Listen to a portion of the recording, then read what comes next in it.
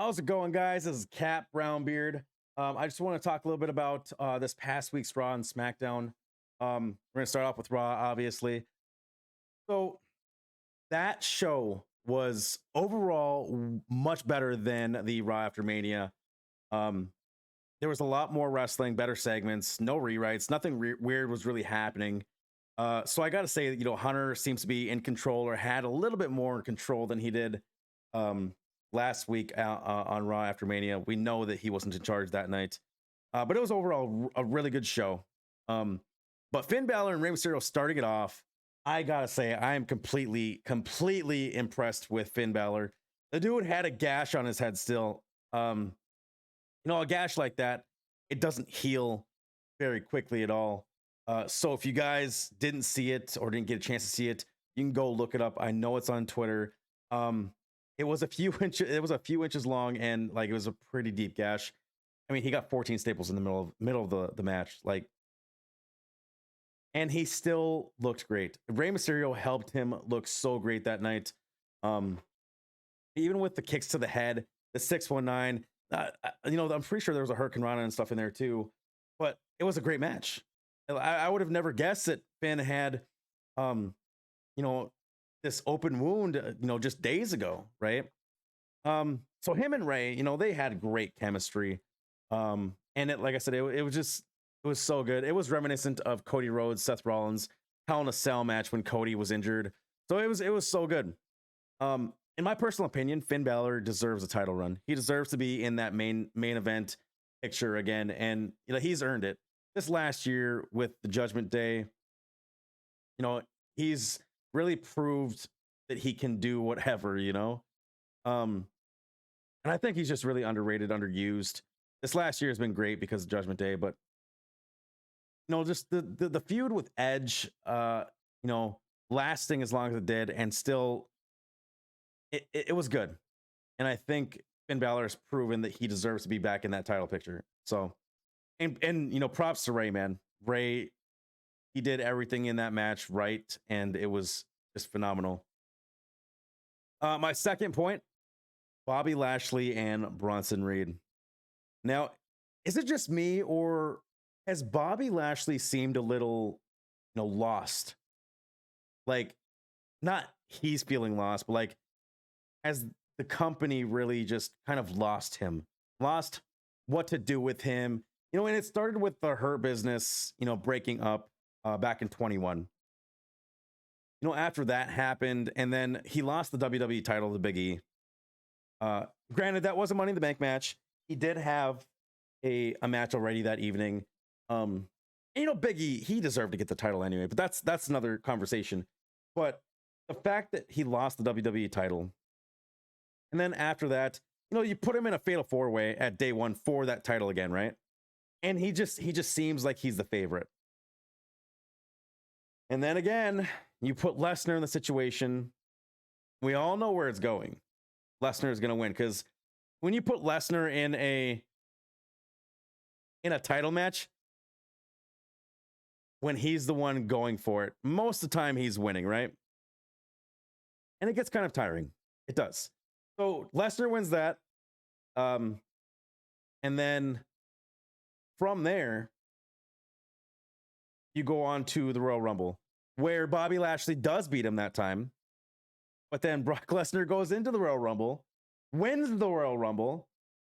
And then from there, you go to the Elimination Chamber. Lesnar's already number one contender for the Universal title, right? But he's going for the WWE title. And, you got to think Bobby Lashley, along with the 4 other guys in the chamber, they could possibly just take Lesnar out of the matchup, right? Whatever. And Bobby Lashley's in the pod, but Lesnar breaks the pod and gives Lashley a concussion. And, at that point, when Lesnar won that, we knew exactly where it was going. Where they're going to unify the titles at WrestleMania.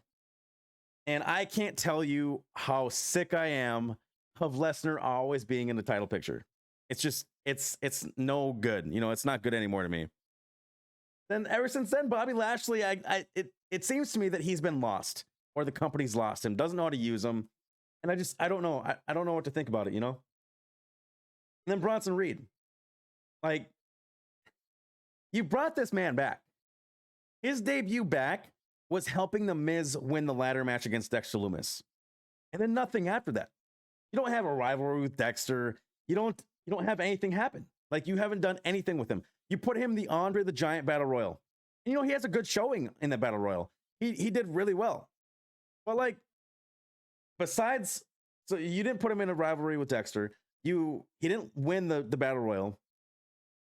And besides that, he hasn't really, like, he's been severely underused. Like, I don't know. My main point of this whole thing is the company might actually have something with Bobby Lashley, Bronson Reed. The match they put on this past Monday, excuse me. It was great. That is how you put on a match with two big guys and have it be entertaining.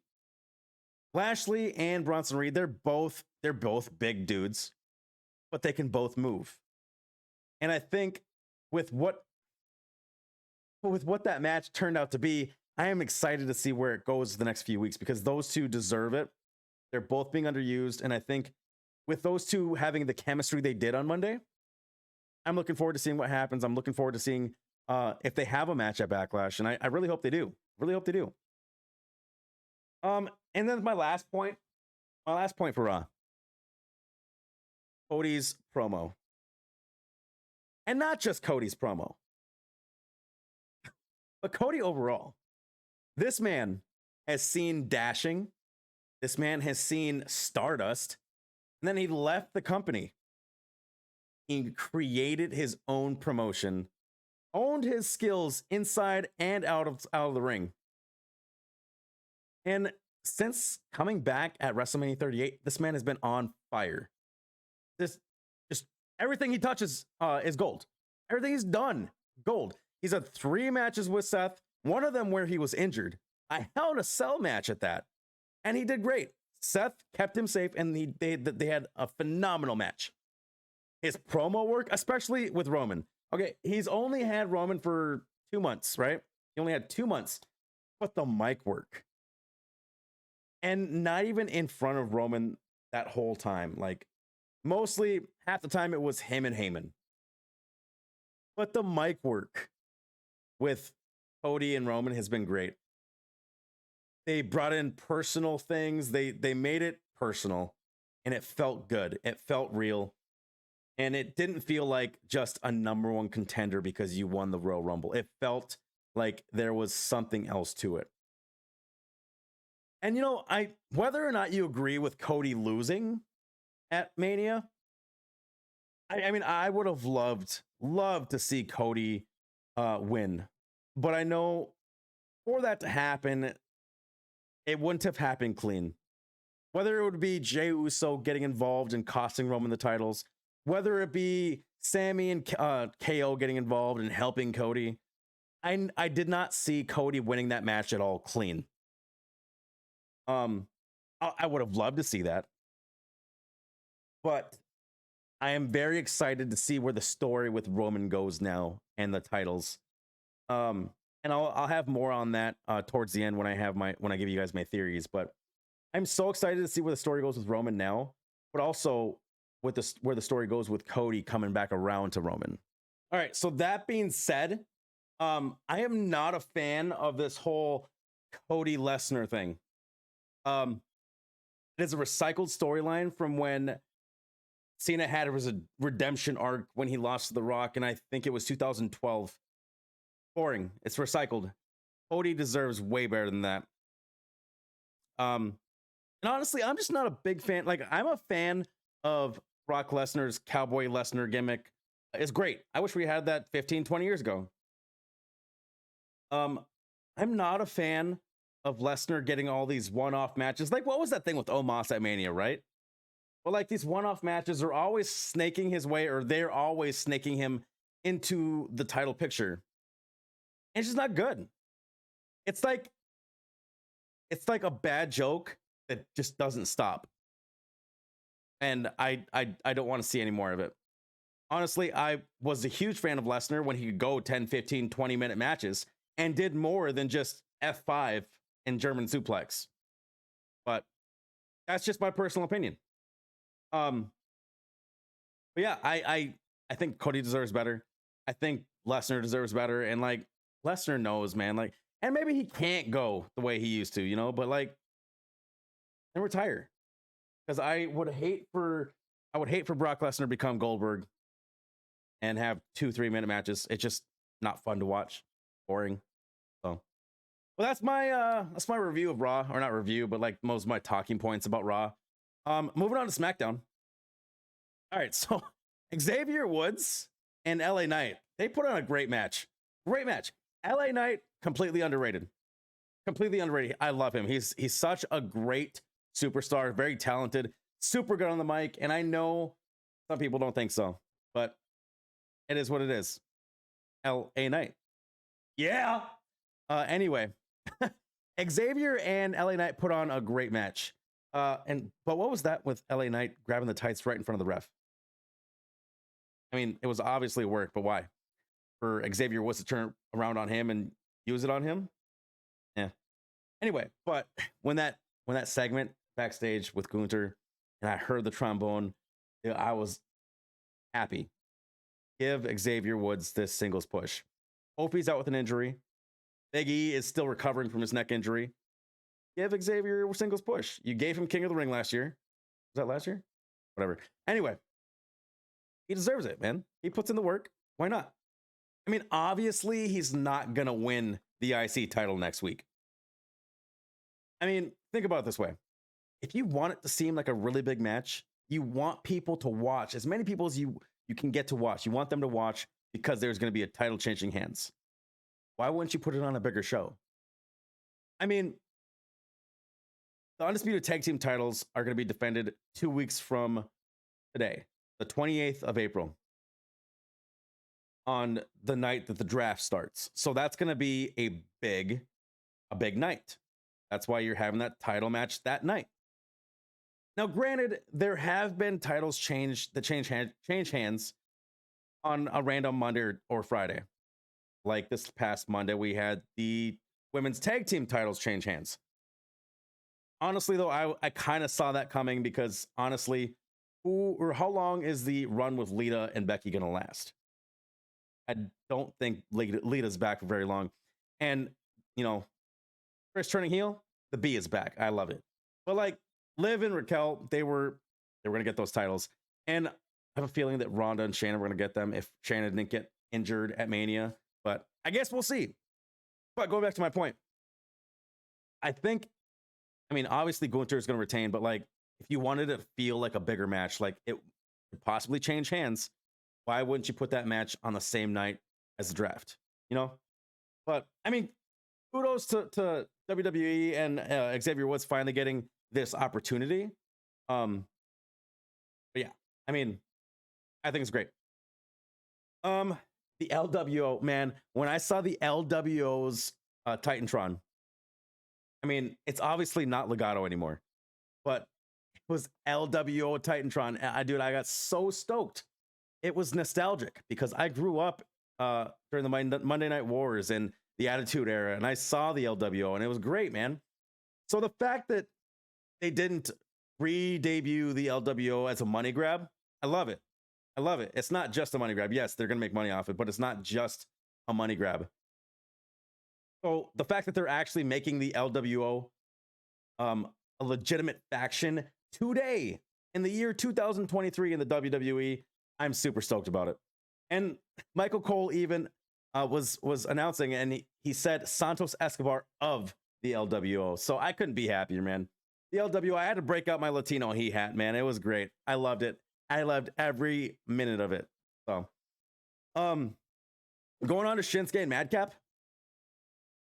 I like Madcap. Don't get me wrong. I love Madcap. But they jobbed the crap out of that dude tonight. They literally jobbed the crap out of that dude tonight. And I think Madcap's great. He's big, he can move, and he's very talented. So jobbing him tonight was, you did him dirty. He didn't deserve that. Yes, Shinsuke was back. But if you wanted to do that, give Shinsuke an actual jobber.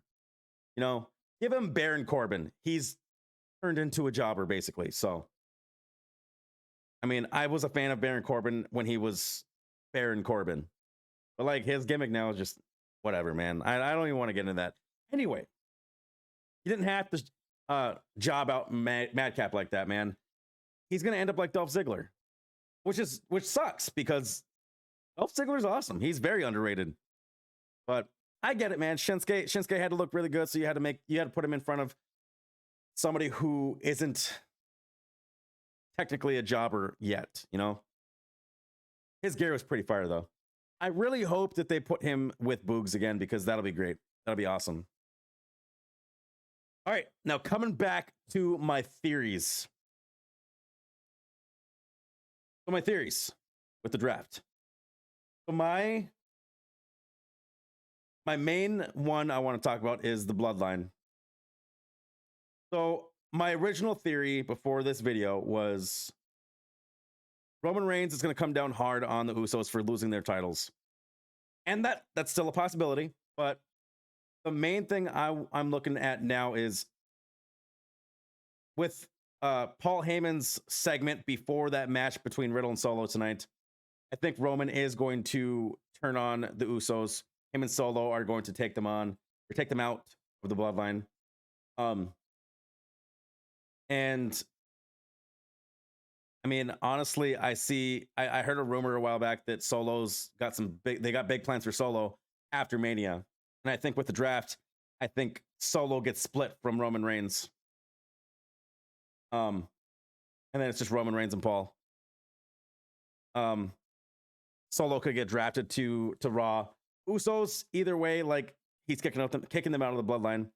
And maybe they cost them the titles down the road, who knows, but my second theory with the draft. I was talking to somebody in my TikTok live, and they said something that they could debut new titles. You know, we had a conversation about it, and they could. So I've been getting the question a lot, like, do you think they'll split up the titles during the draft? My answer is no. Yes and no.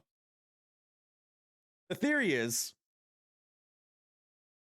they are going to debut new belts. Now, how they do that, when they do that, who knows? But I think it's going to be during the draft. Instead of stripping Roman Reigns of one of the titles to split them up, they're going to debut a new WWE Undisputed Championship. We've seen this before. Attitude Era, they had the WWE Undisputed Championship, and they made it one belt. So what they're going to do is they're going to make the two belts, they're going to unify them, actually unify them, and they're going to make the WWE Undisputed Championship. And they're going to have that one belt, and then that would allow them to debut a second belt for the other brand. So you're not really stripping Reigns of his second title, or one of his titles. You're not having him lose that way, but you're not taking that undisputed title away from him, like his title as undisputed. And you'd be able to split the titles and give the other brand their title. And I've heard rumors that Hunter wants the big gold back. I've heard rumors that Cody wants the Winged Eagle back. So, you know, maybe this is the chance to do it. Just rename the Winged Eagle like the WWE Undisputed, you know, or bring back Big Gold, you know, and have that as your undisputed. But you know, it is what it is. Third theory, NXT call-ups. Now, you never want to see the main roster talent go down to the NXT because that just seems like a demotion, right? And we've seen it before. I mean, sometimes it's not a demotion. We've seen Charlotte Flair go get the NXT title. We've seen Finn Balor get the NXT title going back down to NXT. We've seen Dolph Ziggler get the NXT title. We've seen Mandy Rose get the NXT women's title. So it's not always necessarily a demotion, but those runs don't really last a whole lot of time, right? You don't like to see the main roster superstars who you're so used to seeing on Monday and Friday nights sent down to NXT. So hopefully we don't see any demotions. I would like to see a lot of call-ups though. Roxanne Perez, yes. Braun Breaker, yes. I wanted to say Carmelo Hayes with Braun Breaker at the same time, but he just got the NXT championship. Now the question is, why would you give him the NXT championship if you're going to call him up to the main roster. It makes no sense unless he loses it, which would be all right. I mean, at least Carmelo got to get the NXT title before he got called up.